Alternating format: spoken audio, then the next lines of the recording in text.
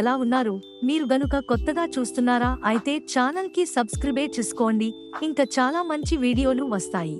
Brahmamudi serial రసవత్తరంగా సాగుతుంది. April 15 నుంచి 20వ తేదీ వరకు సాగిన ఎపిసోడ్స్ ట్విస్టులు, టర్నులతో కొనసాగింది. బిడ్డకు తల్లిగా భావించిన వెన్నెల బతికి లేదు అనే విషయం షాక్ గురి చేస్తుంది. ఇంటిలో ఫ్యామిలీ మెంబర్స్ నుంచి ప్రతికూలత రావడంతో రాజ్ బిడ్డను తీసుకుని అనాథాశ్రమానికి వెళ్లడాన్ని తండ్రి సుభాష్ అడ్డుకుంటాడు. అయితే వాస్తవం చెప్పేస్తా అని అనడంతో కావ్య షాక్ తింటుంది.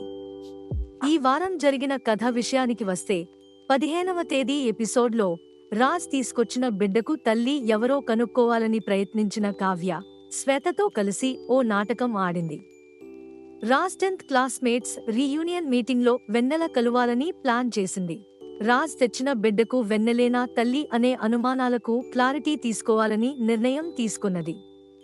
అయితే ఆ పార్టీకి వెన్నెల ఆలస్యంగా వస్తుంది. 16వ తేదీ ఎపిసోడ్లో పార్టీలో భార్య గొప్పతనం గురించి రాజ్, భర్త గొప్పతనం గురించి రాజ్ గొప్పగా చెప్పుకొంటారు. అయితే ఇంత అన్యోన్యంగా ఉన్న దంపతులు వెన్నెల వస్తే విడిపోతారా, కలిసిపోతారా అనే సందేహం శ్వేతలో కలుగుతుంది. అయితే ఓ యువతి వెన్నెలగా మాదిరిగా ప్రాంక్ చేయడంతో అందరూ చివాట్లు పెడతారు. అయితే వెన్నెల రాక ఆలస్యం కావడంతో మళ్లీ ఫోన్ చేస్తే రాజ్ వచ్చాడా అని అడుగుతుంది. అయితే రాజ్ రాలేదని చెప్పమని కావ్య సూచిస్తుంది. 17వ తేదీ ఎపిసోడ్లో వెన్నెల కోసం కావ్య, శ్వేత వెయిట్ చేస్తుంటే రాజ్ వచ్చి ఎవరికోసం వెయిటింగ్ అని అడుగుతాడు. దాంతో వెన్నెల కోసం అని శ్వేత చెబుతుంది. అయితే వెన్నెల వస్తుందని నాకు ఎందుకు చెప్పలేదు అని రాజ్ కంగారు పడుతాడు. ఓ యువతి వచ్చి వెన్నెలగా పరిచయం చేసుకుంటుంది.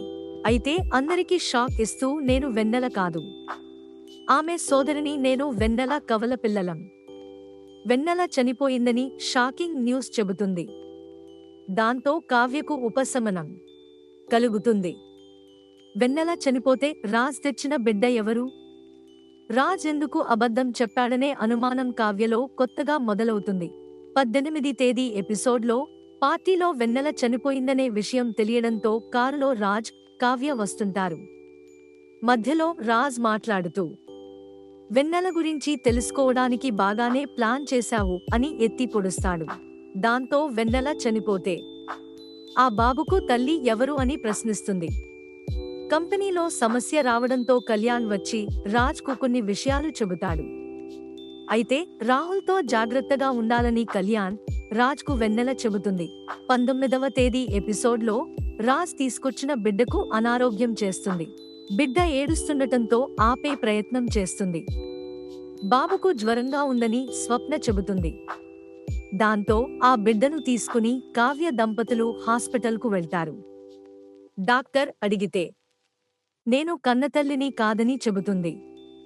ఎక్కడి నుంచి తెచ్చిన బాబు తల్లిదండ్రులకు తెలిస్తే వారు కేసు పెడితే ఇబ్బందుల్లో పడుతాం, కాబట్టి బిడ్డను రాజ్ వారికి అప్పగిస్తే మంచిది అని ధాన్యలక్ష్మి, రుద్రాణి తమ కుటుంబ సభ్యులను భయపెడతారు.